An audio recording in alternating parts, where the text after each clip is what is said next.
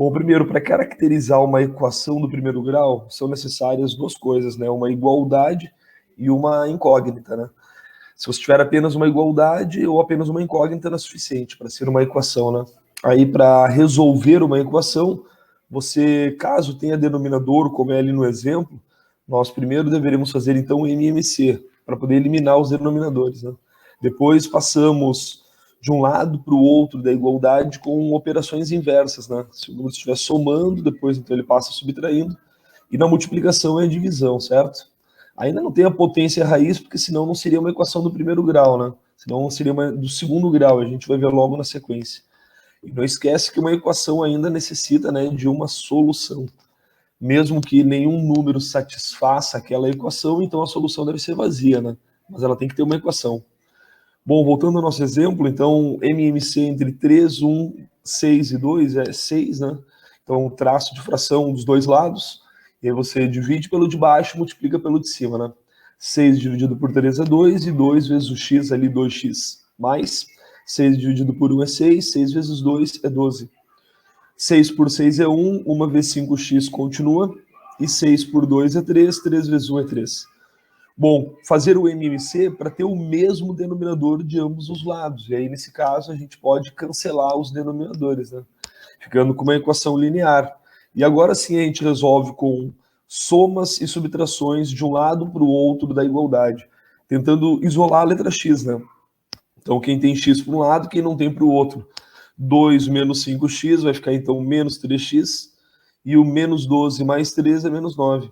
A gente multiplica por menos 1 e na equação não tem problema nenhum, né? Só troca de sinal dos dois lados. E aí x igual a 3. Bom, a nossa solução nesse caso é o conjunto do número 3, né? O valor que deixa válida essa igualdade, essa equação, é o x valendo 3, beleza? Bom, ok. Vou agora numa inequação, muda que nós teremos um sinal de desigualdade. E a outra alteração é que a nossa solução agora deve ser um intervalo e não mais apenas um conjunto, né? O exemplo colocado é o mesmo anterior, só que em vez de ter um igual, agora um sinal de maior, ou sinal de menor, ou maior igual, ou menor igual ainda, né? Muito bem, aí fazendo MMC, beleza, mesma etapa, divide embaixo, multiplica em cima, cancela os denominadores. Bom, só tem um detalhezinho agora, né?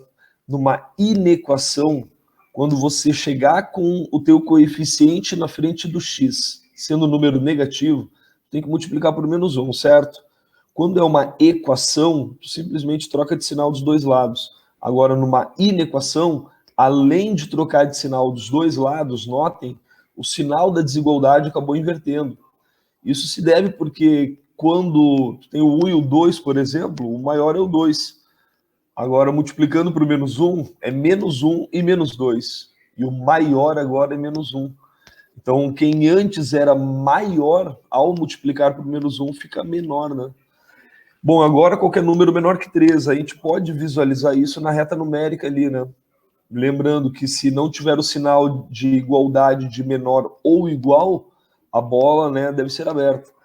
Se tiver o sinal de menor ou igual, então a bola é fechada.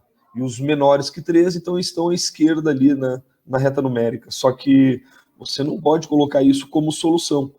Você pode fazer operações com intervalos, fazendo a reta numérica, né? Tudo bem. Agora, a solução não pode ser colocada como uma reta numérica. Tem que ser ou em colchetes ou em notação de conjunto, certo? E aí, na hora de escrever em colchetes, temos uma regra. Tem que ser o intervalo do menor para o maior. Dizer que a solução é do 3 até o menos infinito, está errado isso.